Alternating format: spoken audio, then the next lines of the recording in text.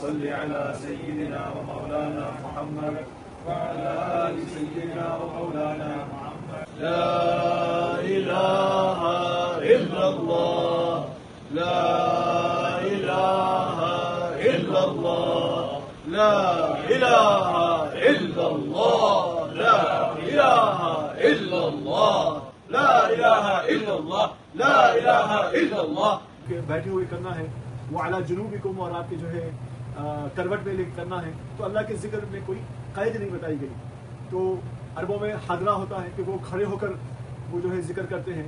ہم کیونکہ ہندوستان پاکستان میں سلسلہ قادریہ میں یہ ذکر رائج ہے کہ وہاں پر بیٹھ کر جس طریقے سے ہم نے کیا ہے اس طریقے کار سے ذکر کیا جاتا ہے. اس میں ایک اور بات ذہن میں اگر سوال اٹھے کہ یہ جو سر کو خاص طریقے سے جو اس کو ضرب دیا جاتا ہے اس کی کیا حقیقت ہے؟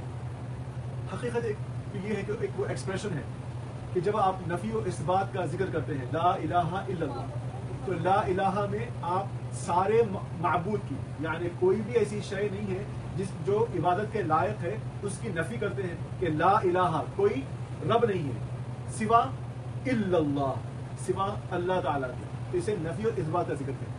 تو یہ انسان یقیناً بعض وقت کسی کے بیان سے متاثر ہوتا ہے، بعض وقت کسی کی صحبت میں اس کو اثر ہوتا ہے، کسی کے بیان کا اثر نہیں ہوتا.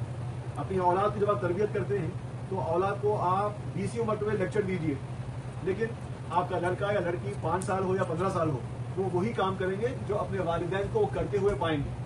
اگر آپ اپنی اولاد کو اچھی تربیت دینا چاہتے ہیں اور ان کو یہ سکھا رہے ہیں کہ بیٹا اچھی بات کرنا، گالی نہیں بکنا اور جو ہے تمیز سے بات کرنا، لیکن اگر وہ اپنے والدین کو خود بد کلامی سے بات کرتے ہوئے دیکھیں، جھڑکی اور بد اخلاقی سے اگر وہ بات کرتے ہوئے دیکھیں، اب آپ 20 مرتبہ اگر ان کو اخلاق سکھائیں گے، لیکن وہ جو اپنی آنکھوں سے دیکھ رہا ہے وہ اس کو اپنائے گا، نہ کہ آپ جو بیان کر رہے ہیں. یہ ہر والدین کا تجربہ ہے.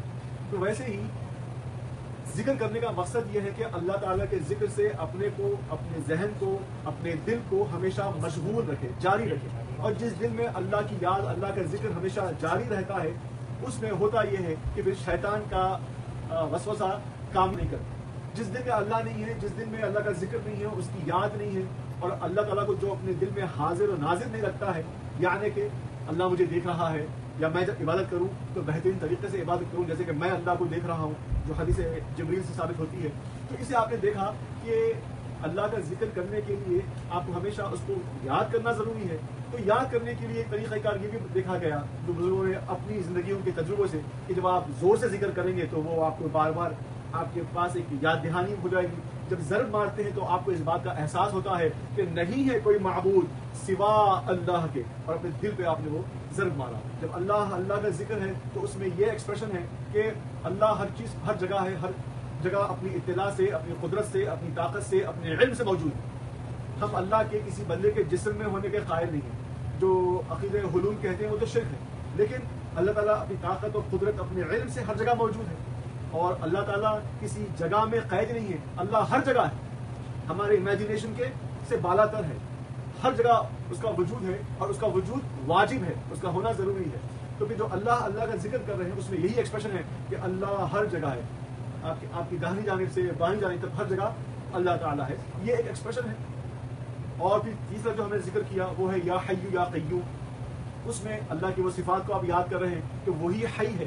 آپ بھی حی ہے، میں بھی حی ہوں، آپ بھی حی ہے، اللہ بھی حی ہے. لیکن آپ کا زندہ ہونا، ہمارا زندہ، ہم سب کا زندہ ہونا ایک ہے، اللہ کا زندہ ہونا اور ہے. اللہ کا زندہ ہونا حقیقی ہے، ازلی ہے، ابدی ہے، ہمیشگی سے ہے، اور یہ اس کی صفت ذاتی ہے. وہ ہمیشہ سے زندہ رہا ہے، ہمیشہ تک زندہ رہے گا. کبھی اس کو موت واقع نہیں آئے گی. ایک لمحے کے لیے وہ آرام بھی نہیں کرتا. وہ رب قدیر ہے. اور ہم کو یہ حیات بخشی گئی ہے، اس کی حیات ذاتی ہے. اللہ کو کسی نے حیات دی نہیں ہے، نہ اس کو کسی نے پیدا کیا ہے، نہ اللہ نے کسی کو. ہم پیدا کیے گئے ہیں، ہماری ایک سٹارٹنگ پوائنٹ ہے اور ایک اینڈ پوائنٹ ہوگی.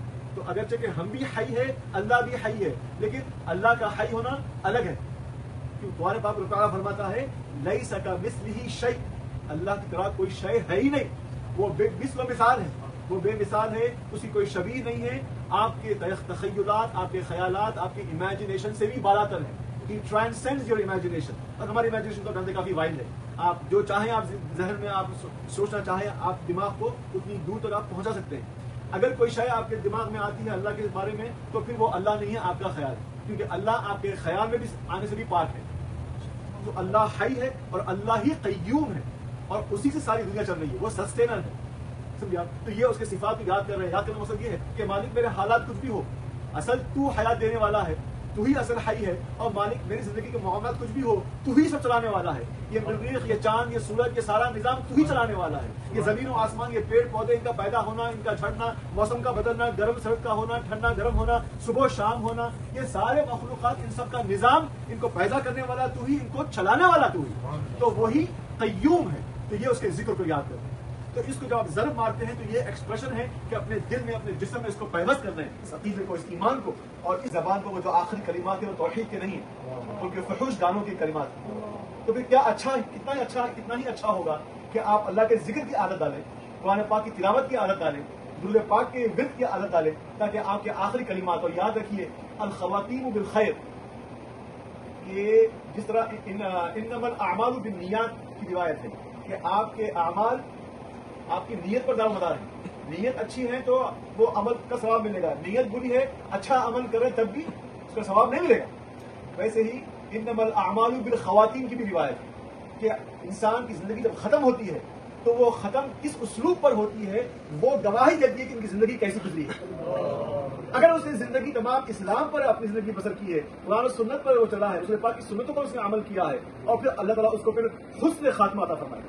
اللہ سے دعا ہے کہ ہم سب کو حسن خاتمہ عطا فرمائے. ہم پاس الفاظ کریں گے انشاءاللہ.